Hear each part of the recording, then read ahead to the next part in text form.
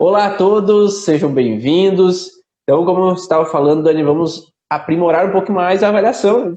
Semana Vamos lá. passada nós fomos assim, vamos falar tudo sobre avaliação numa sessão de live. Eu acho que não deu muito certo.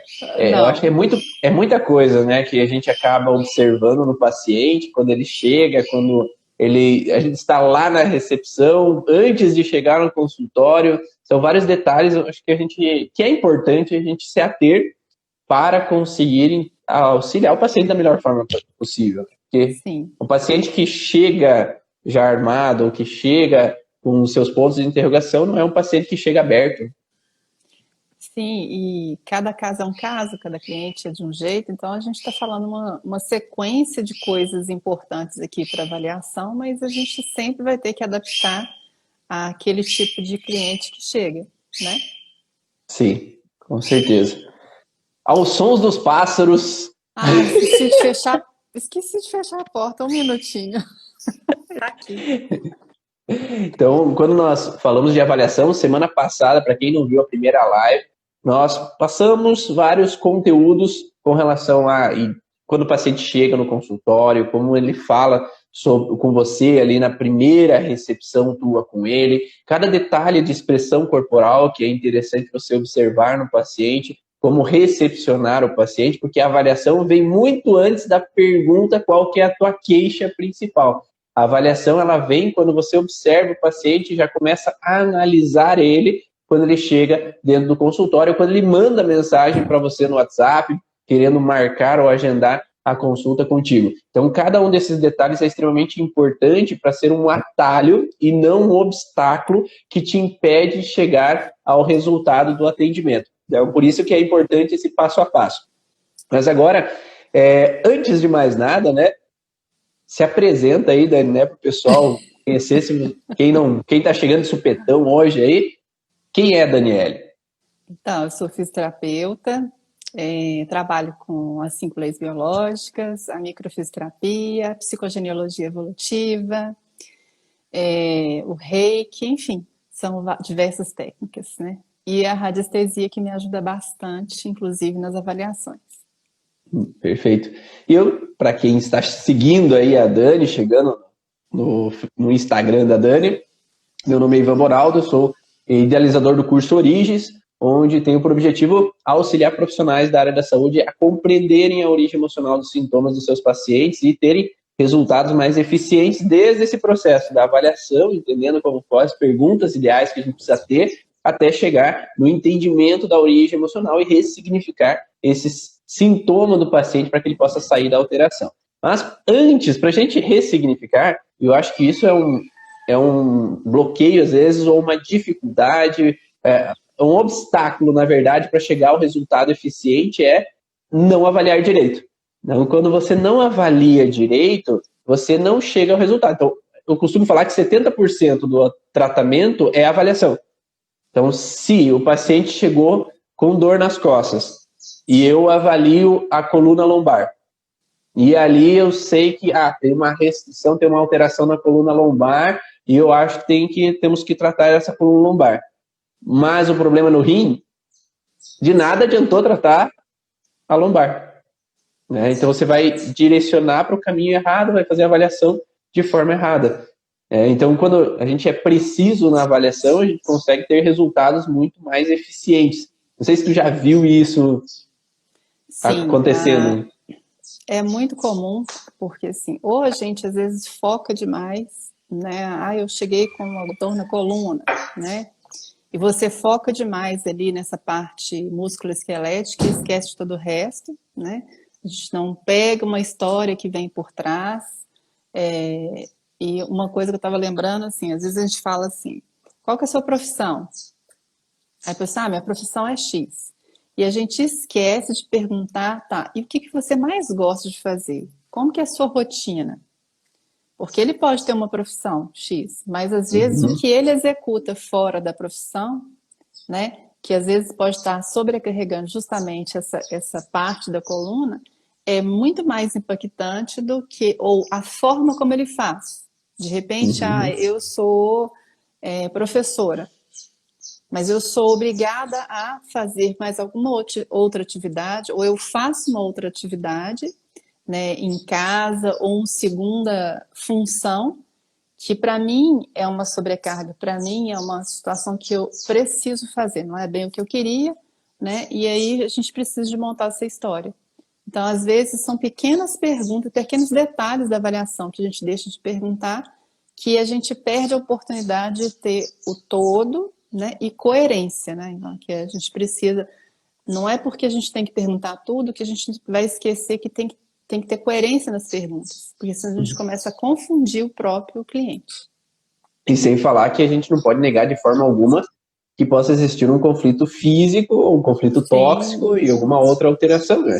Então, sim, pensar que, você tem alteração no nariz porque tem coriza, tem incômodo diariamente, e a pessoa, ela usa Kiboa para lavar o banheiro todo dia da casa, doméstica, e aí vem aquele cheiro, né? E vai lavar com água quente ainda, para ao invés de colocar água fria, colocar água quente, daí vem o vapor, daí entra toda aquela química que vai gerar uma alteração, né? Então, é, não podemos negar que temos que olhar também a parte física. Eu tenho alteração intestinal e come produto industrializado o tempo inteiro, come só coisa boa, assim, sabe? E é, que o corpo não identifica, ele não aceita muito bem e está sendo intoxicado o tempo inteiro. Então, temos que saber também que não é porque nós trabalhamos com a origem emocional do sintoma que tudo é emocional, não. né? Temos que ter clareza que o paciente também pode fazer coisas que podem provocar uma lesão. Isso é coerência, né? Tô vendo o pessoal que eu conheço e os amigos entrando. Isso é ter coerência também, né, Ivan? Porque a gente precisa de partir de algum ponto. Porque a origem emocional dos sintomas, ela pode estar em vários locais. Pode ser emocional, pode ser no transgeracional. A gente está pesquisando, é um investigador, né? Porém, a gente tem que começar de uma base. Toma algum Uhum. medicamento? Tem usado algum produto? Tá todo mundo em casa, né? Todo mundo mais ou menos. Mas tem muitas coisas que a gente acaba assim, que não era sua função, você passa a fazer, né? Toca em algum produto. Tá começando a entrar o verão. Tá usando algum aerosol, né?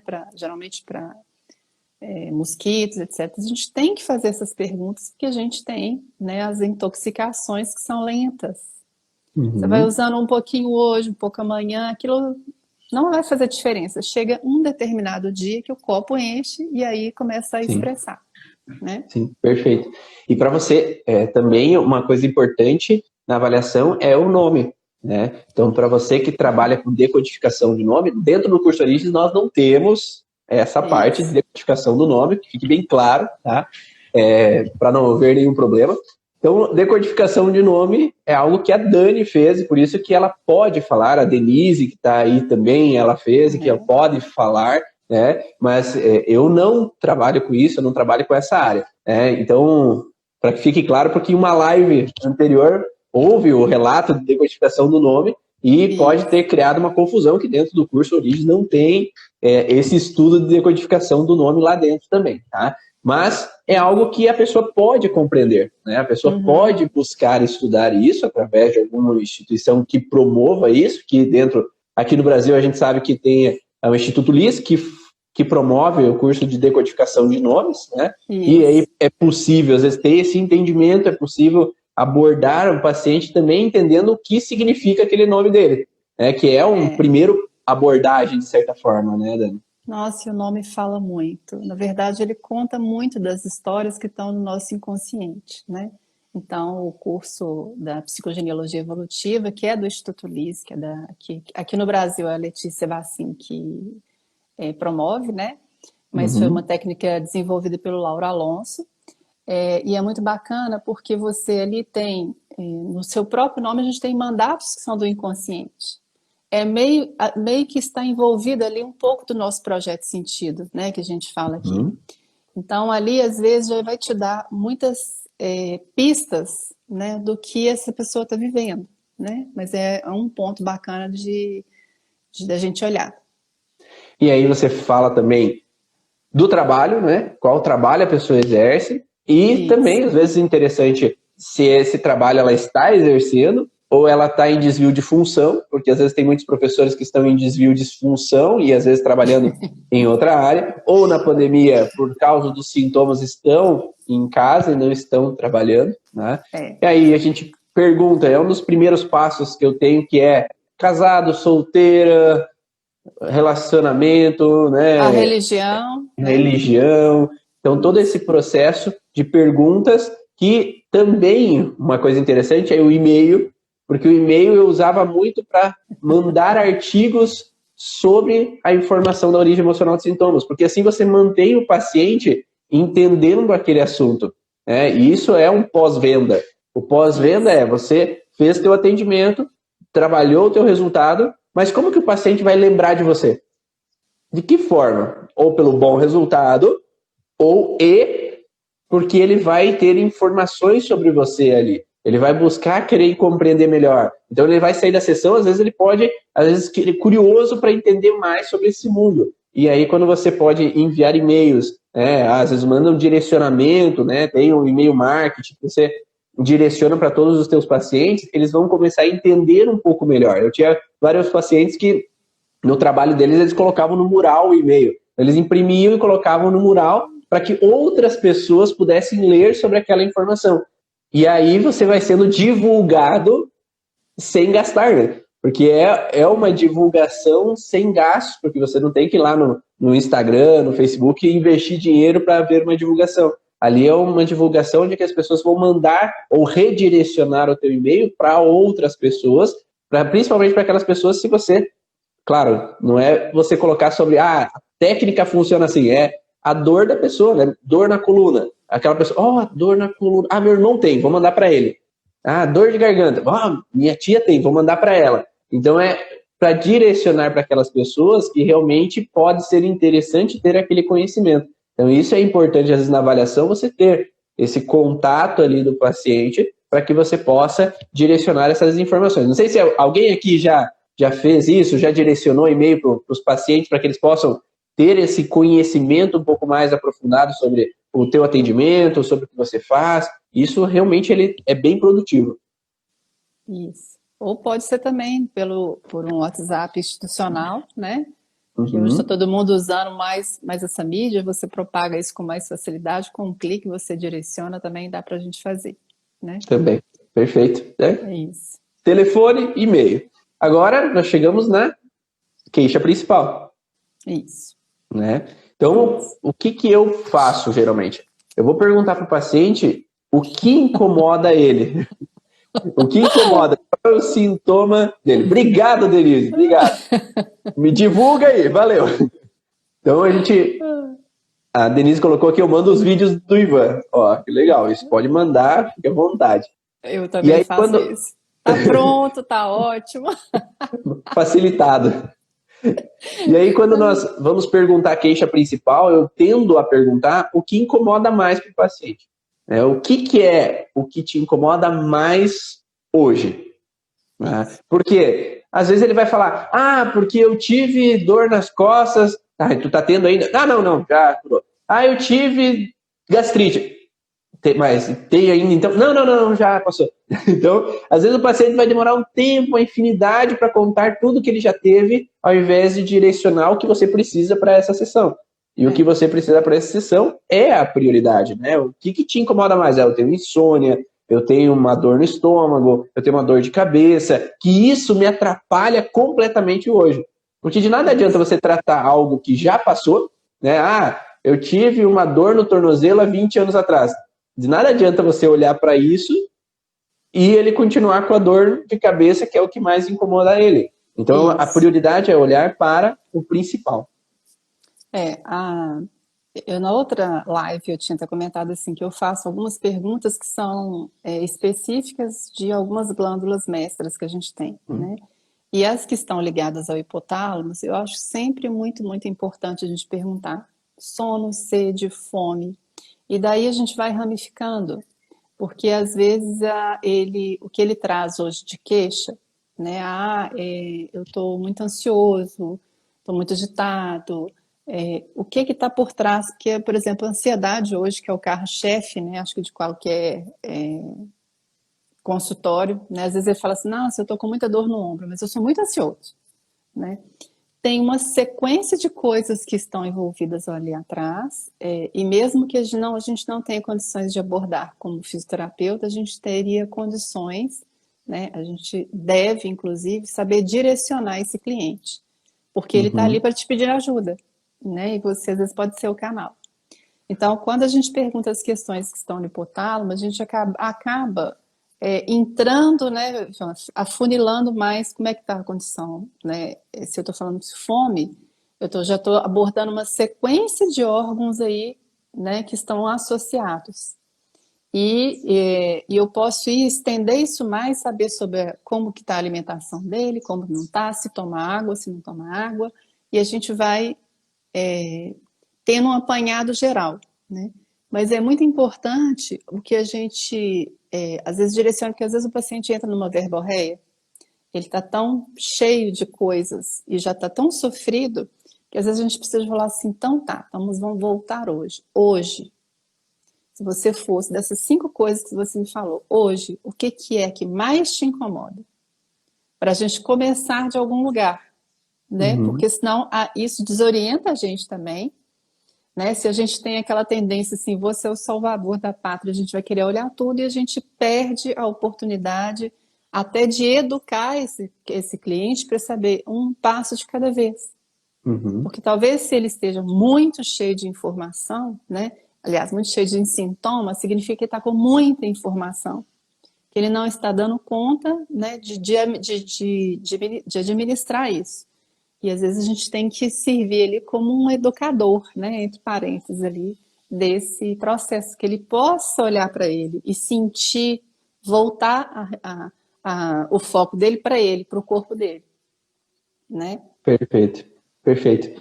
Porque muitas vezes eu pelo menos acontecia isso, de que o paciente ele coloca aquele sintoma, e daí eu tô conversando com ele sobre aquele sintoma, daí ele, lembrei que eu tenho insônia também. Daí, se o terapeuta não focar no primeiro sintoma, ele vai começar a olhar a insônia. Daí eu vou começar a pensar sobre a insônia, qual é a causa da insônia. Eu estou conversando com o paciente sobre a causa da insônia. Eu tenho dor no tornozelo. Daí tu já vai para dor no tornozelo também. Então você já perdeu a primeira queixa, que é a queixa principal, e o paciente está vindo com outras situações. Tá, eu vou anotar aqui, né? Então, que geralmente, eu vou anotar aqui, mas nós precisamos falar sobre a primeira situação. Senão essa desorientação do paciente de encher de informações, como você fala da verborreia, ele atrapalha o terapeuta de ter um foco. E o foco é extremamente importante na hora do atendimento do paciente. Se você está desfocado e pensando em outras coisas, você não vai na direção que você precisa, que é chegar ao resultado. Tá? Então, vamos começar de um padrão específico que perguntaram, que é a dor no ombro. Tá? Então, por exemplo, minha paciente tem dor no ombro direito, e essa dor no ombro direito, como que a gente poderia fazer para avaliar essa dor no ombro da paciente? Então, uma das primeiras coisas que a gente tem que perguntar é: como é a dor? Se a dor é anterior, superior, posterior, se a dor vem trapézio, né? Se você tem dor no trapézio, se tem uma dor na região do braço, para daí você relacionar se é uma bursa, se é uma tensão no trapézio vindo da cervical, uma alteração, que às vezes vem uma alteração cervical descendo para o ombro, se é simplesmente uma alteração em ombro da ligamento, da articulação, se é algo muscular. Então, qual é a região específica onde tem a dor? Porque isso é extremamente importante.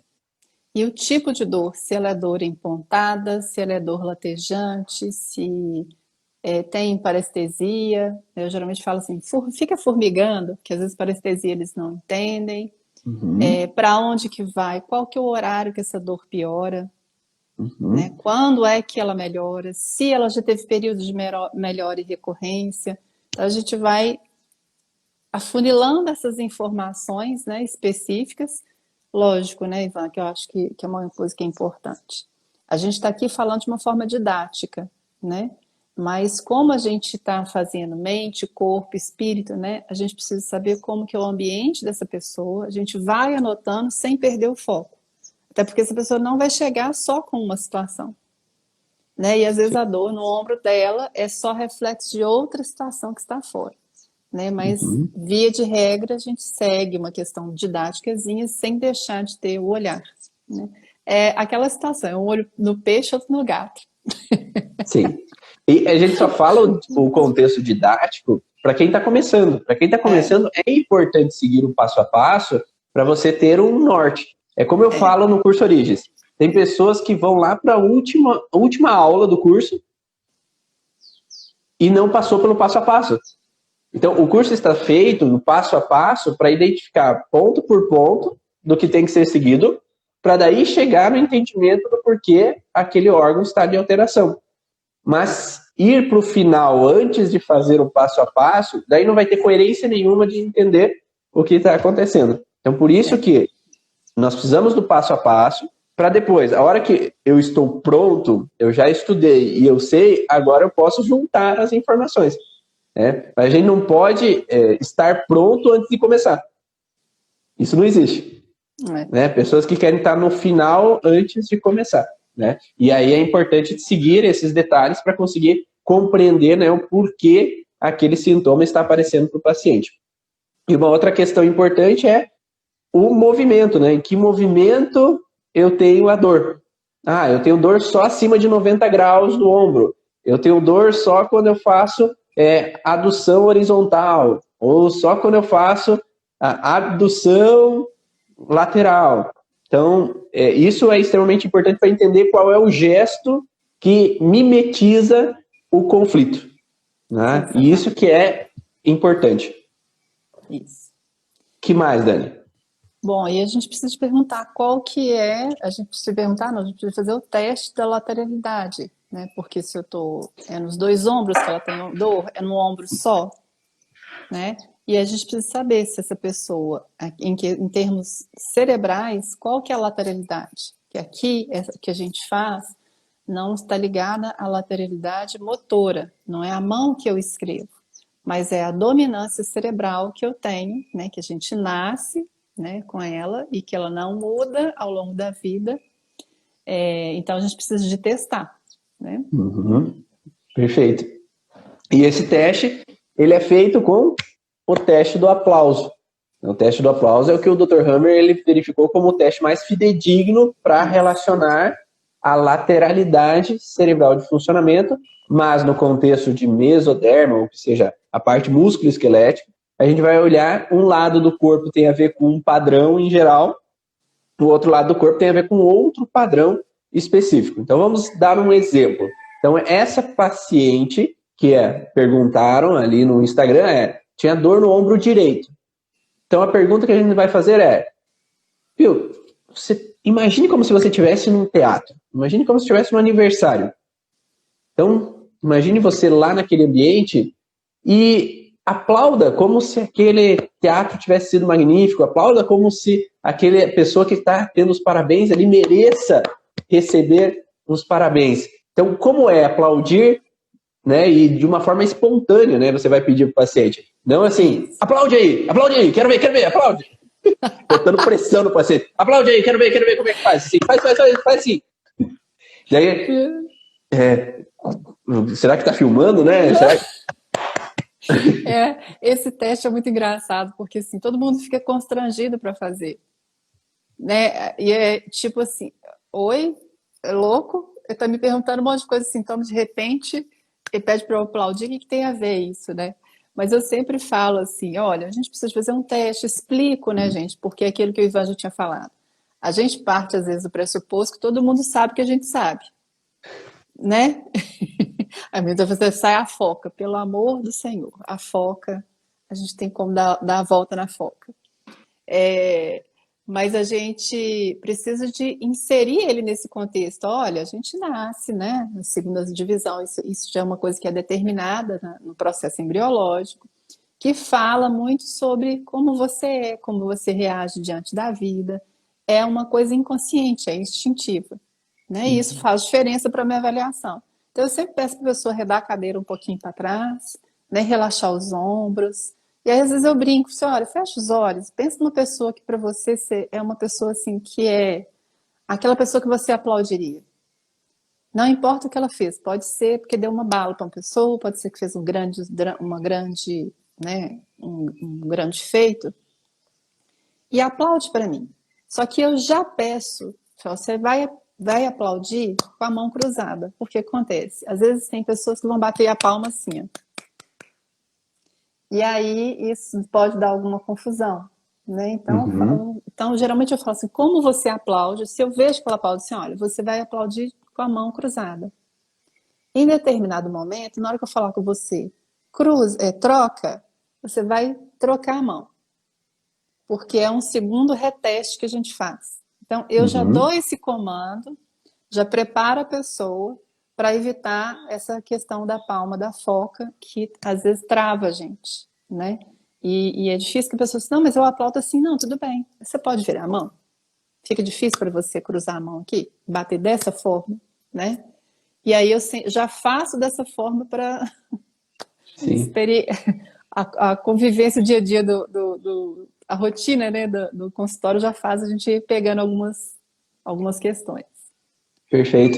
E aí, quando a Dani pede para aplaudir com uma mão e às vezes trocar a mão, o paciente já vai dizer, não, essa não é confortável, né? Essa fica estranha, esquisita. Essa não, essa é mais fisiológica, é mais fácil de aplaudir. Aí você sabe já qual que é o lado que é mais tranquilo. Além disso, não, é normal aplaudir com as duas? Não é normal, né? Vou arredar um pouquinho aqui, ó. Então a Dani mostrou antes, né? Então, ó, eu aplaudo. Aqui é minha mão direita, tá? Tá invertido no Instagram, mas a minha mão direita. E agora com a esquerda, ó. Meu cotovelo já afastou aqui do corpo. Então eu já saí, não é natural. Eu só até inclina. Eu inclino para aplaudir, porque não é natural para mim aplaudir com a esquerda em cima. Então, saber que aqui eu estou no natural, meu cotovelo está encostado aqui no corpo e eu estou conseguindo aplaudir naturalmente. E aqui, normal, relaxado. Aqui eu já, o ombro já teve que rodar para que eu pudesse aplaudir de uma maneira melhor. E aí acaba criando, às vezes, uma confusão, né? Porque às vezes o paciente aplaude errado. Além disso, aplaude errado não, aplaude, né? Mas que a tua percepção você precisa ter qual que é o mais fisiológico para ele. Além disso, tem pessoas que aplaudem com a mão por baixo, né? E isso, é ok, mas você tem que saber qual mão que aplaude, não a mão que está por cima. Então, às vezes algumas pessoas falam, mas a pessoa aplaude, ela aplaude com a mão esquerda. Não, mas a mão esquerda está por cima aqui, mas ela não está movimentando.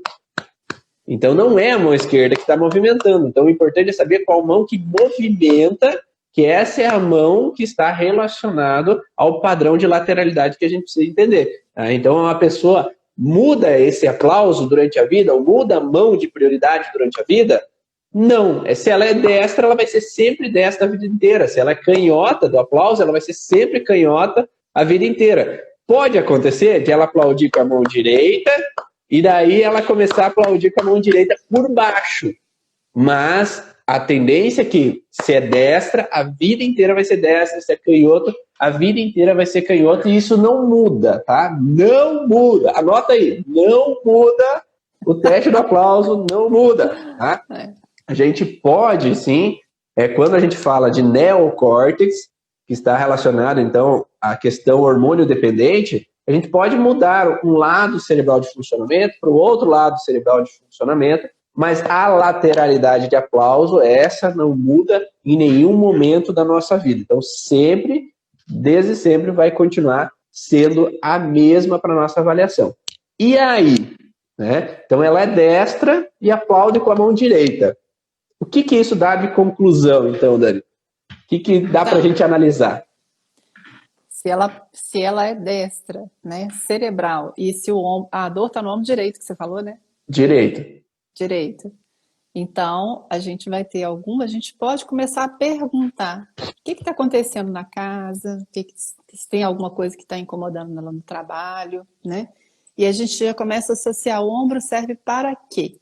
Qual que é a função? Qual que seria a vantagem desse ombro estar doendo e limitando, entre parênteses, essa pessoa? E a gente começa a ver, porque, teoricamente, né, quem é destro, tudo que acontece aí do lado direito da pessoa está relacionado a tudo que não é ligado à mãe dessa pessoa e aos filhos dessa pessoa. Então, nós vamos começar a procurar. É alguma coisa no relacionamento.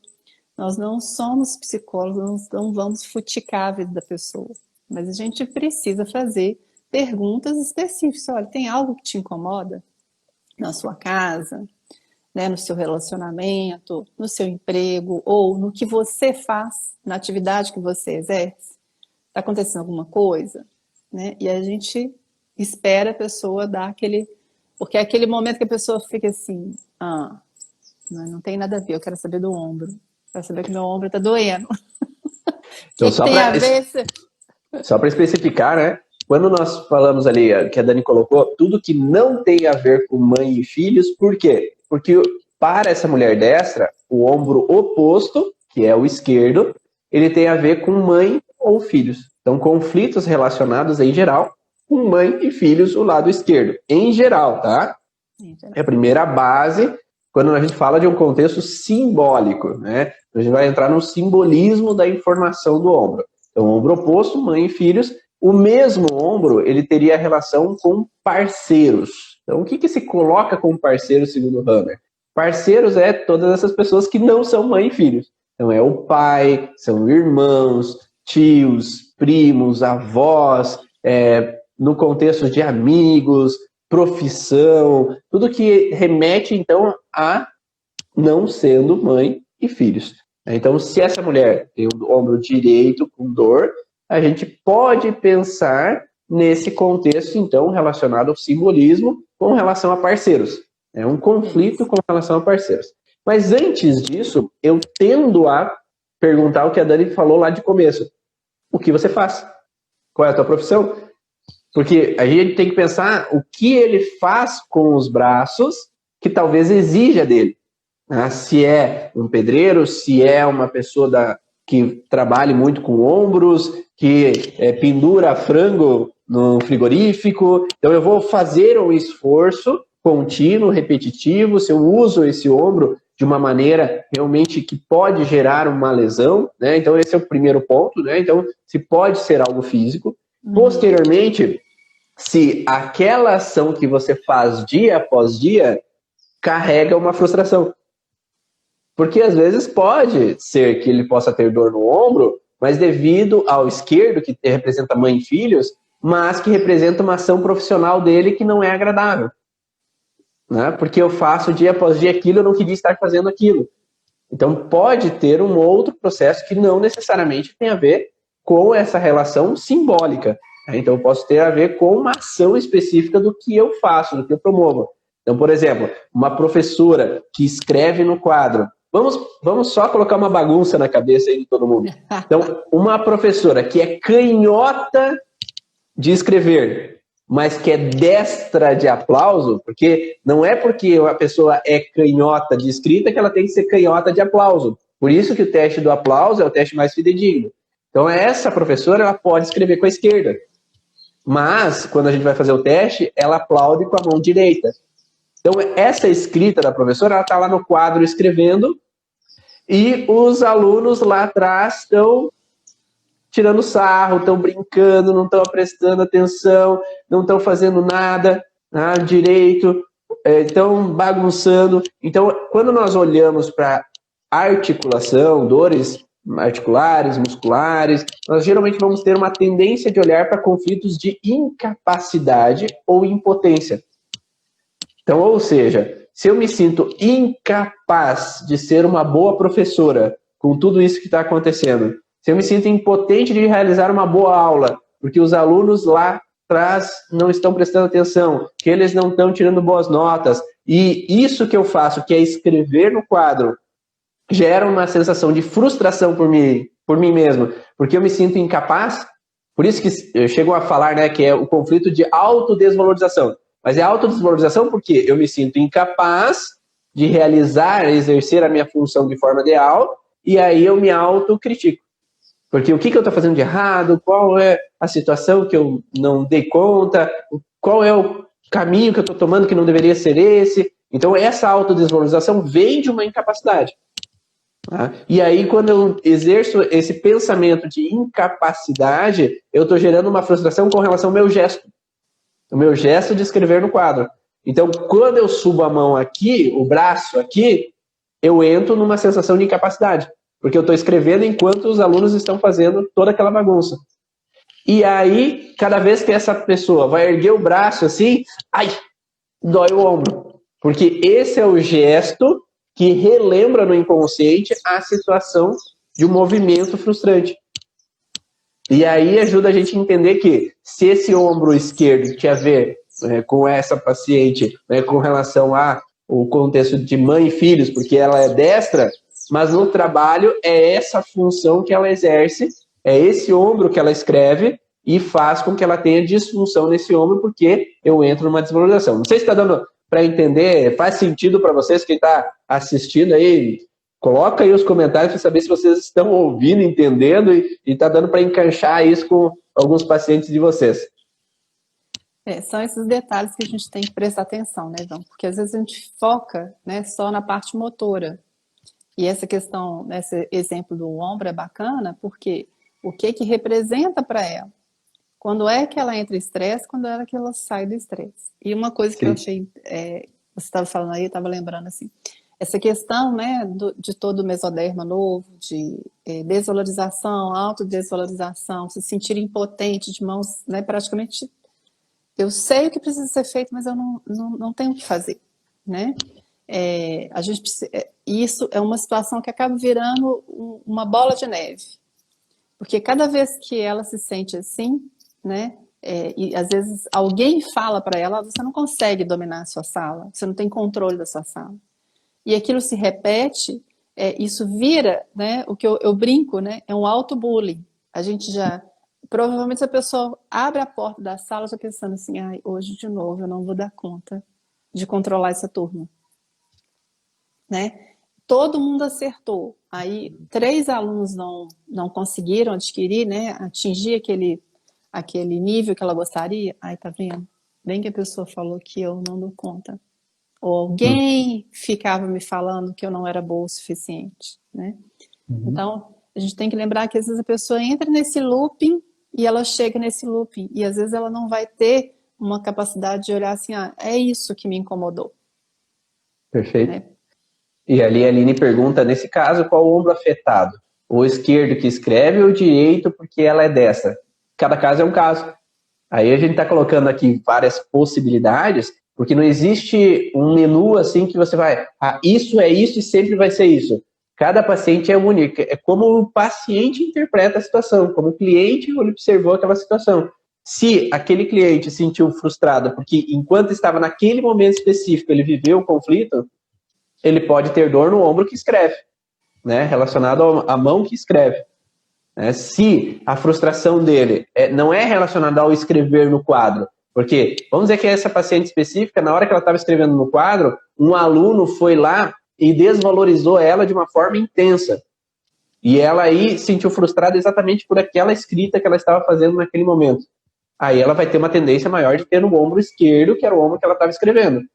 Agora, se a incapacidade dela tem a ver mais com o simbolismo de ser professora já não é uma boa profissão e não ter a ver com escrever, mas que ser professora eu não sou capaz, aí a gente pode olhar mais para o simbolismo, que daí teria a ver com o ombro direito, que simboliza o contexto profissional. Tá? Então, é importante pesquisar no paciente para entender o que ele sentiu. Porque não é o que o terapeuta deduz que ele sentiu. É ele que sentiu e só ele que sentiu. Ninguém mais sentiu. Né? É ele que sentiu aquela situação. E mesmo assim, às vezes tu pode ter um professor que é educador físico. É um professor de educação física e ele pode estar vindo, eu sou professor. E daí você anotou lá na ficha de avaliação que ele é professor. E aí ele está com dor no ombro direito. E aí, deve ser porque ele é professor e colégio hoje em dia tá terrível, né? Ele já tá se sentindo incapaz, impotente, e você esquece de perguntar se ele tem algum hobby. Ah, eu gosto de jogar vôlei. Eu gosto de jogar vôlei, e só que dentro do vôlei eu me sinto incapaz sempre, porque eu sempre erro e as pessoas tiram sarro de mim. Eu sempre erro o saque e as pessoas tiram sarro de mim. Então eu tenho talvez uma sensação de incapacidade ao gesto esportivo. Ou jogo tênis e eu sinto que eu nunca consigo ganhar uma partida, porque meu saque ou movimento não é eficiente. E aí faz com que aquele movimento específico, pro inconsciente dele, é ineficiente. Ele se sente incapaz de realizar esse movimento de forma adequada. E aí a gente tem que entender qual é o padrão que está trazendo o sintoma dele. Então, entender esse global, tanto profissão quanto hobby, é importante para que saiba quais são as situações que ele pode trazer essa alteração. Outro detalhe, Ivan, é que por que a gente pergunta se a dor é anterior, se é na região lateral, se é posterior?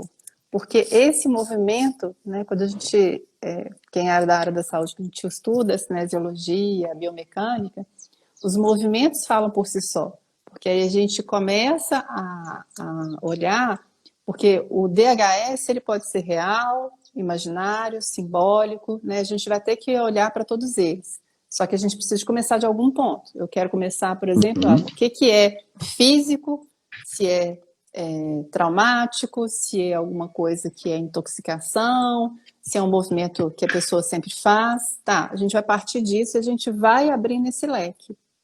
Porque é muito... Porque às vezes a gente fala assim, para que eu fico perguntando onde que é a dor? Né? Por quê? Se eu tenho um movimento, se a dor é anterior, o que às vezes eu não consigo trazer para mim? Para que serve isso aqui? Para que serve esse movimento? Para que serve esse movimento? Para que serve esse movimento aqui? Né? O que eu estou querendo afastar de mim? Né? Muitas vezes são pequenas coisas que a gente faz, né? Eu dou de ombro para alguma situação. Eu não consigo dar de ombro para uma situação, né? Que aí vai entrar no campo simbólico. Mas essas perguntas no início, elas têm que ser bem elaboradas, elas têm que ter uma coerência, uma sequência, e lógico, cada terapeuta vai entender o que é uma boa sequência para ele, porque senão, né, eu estou perguntando assim, o que faz para ressignificar? Tem várias técnicas para ressignificar. Você vai trabalhar com a sua, né? Ou você pode ver que tem outros profissionais que trabalham com uma técnica mais interessante, né? E você procurar a formação, mas, independente, você pode ter milhões de técnicas. Se você não sabe o que você vai ressignificar, não vai resolver. Sim. E aí vai te dar aquela frustração, tipo assim, não resolveu. Sim. Como nós falamos, 70% do tratamento é a avaliação, se não mais. E aí, se eu for na avaliação e colocar para aquele paciente que o conflito dele é a profissão, realmente está ruim mesmo as questões profissionais hoje em dia, então nós temos que ressignificar essa questão profissional. Só que se não é profissional, se é com relação ao hobby, ou se é com relação a parceiro, né?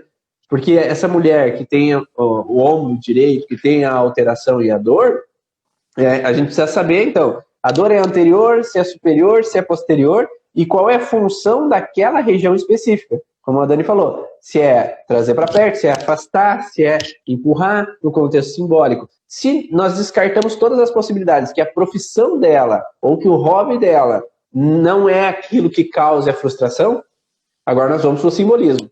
Né? E aí, quando nós vamos para o simbolismo, é a dor anterior no ombro.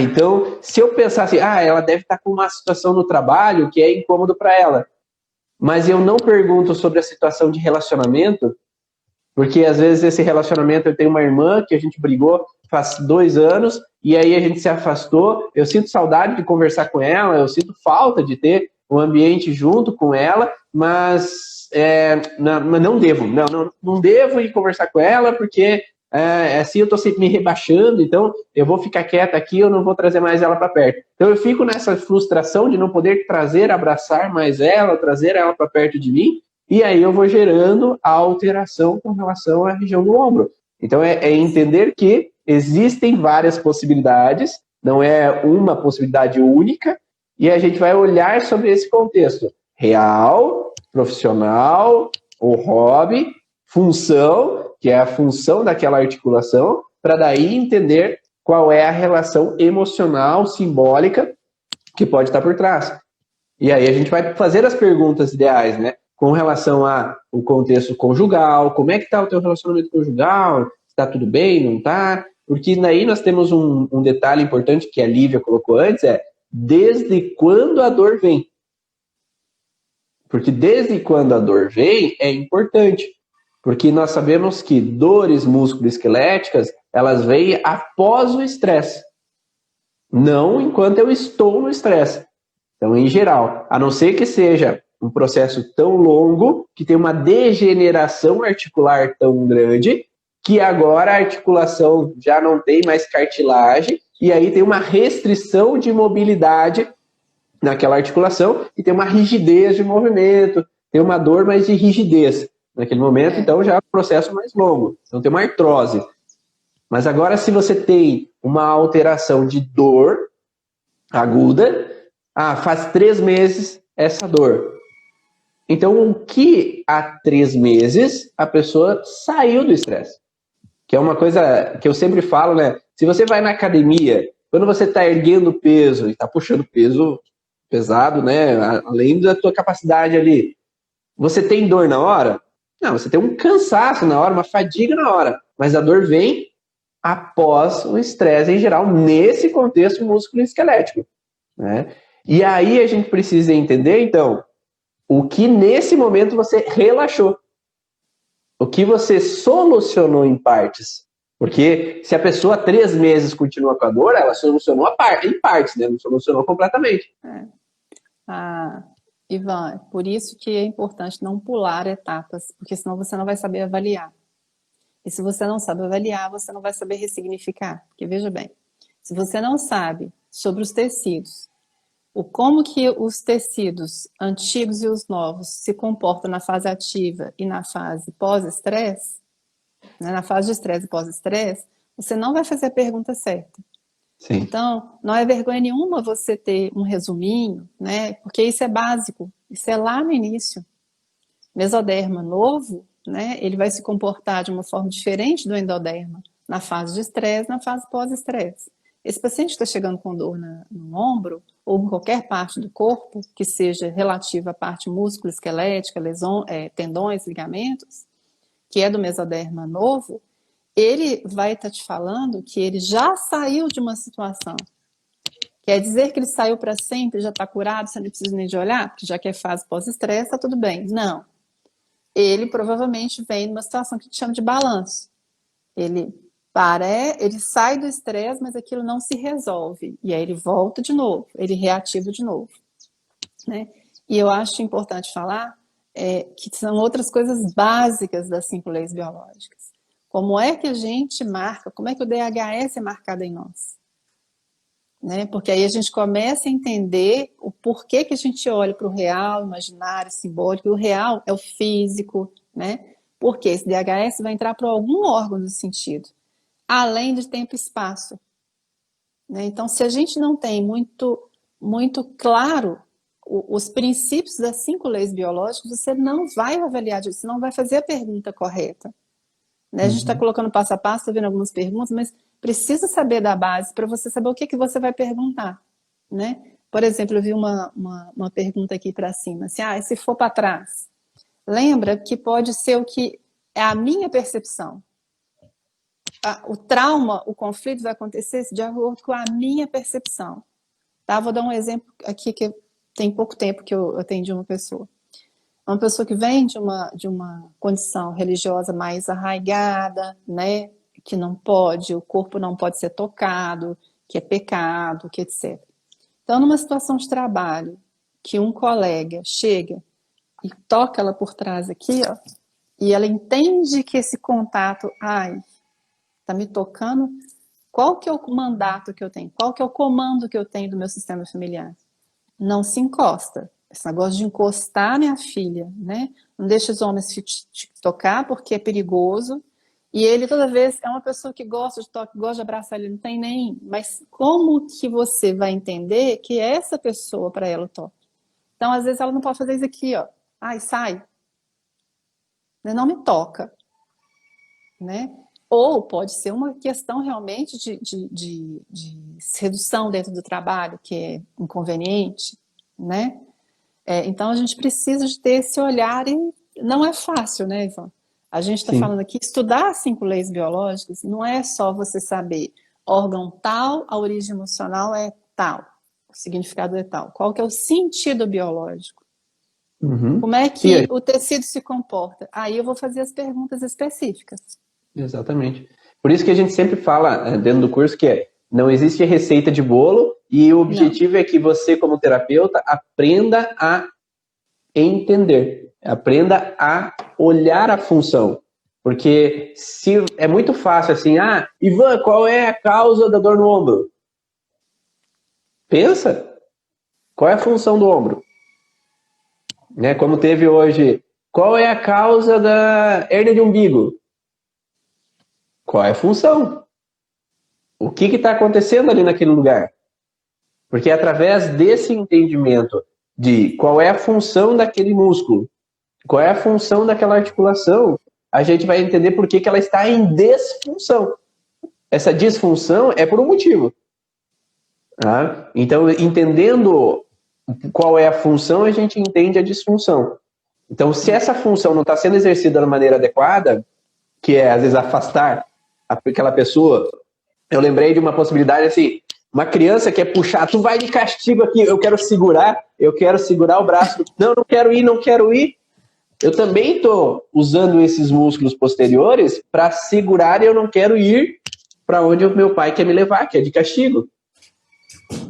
E aí a gente vai ter que pensar essa função. Ainda fica assim com a cabeça, então você vai pegar toda essa parte, né, do trapézio, que é a região cervical, então precisa de entender o contexto.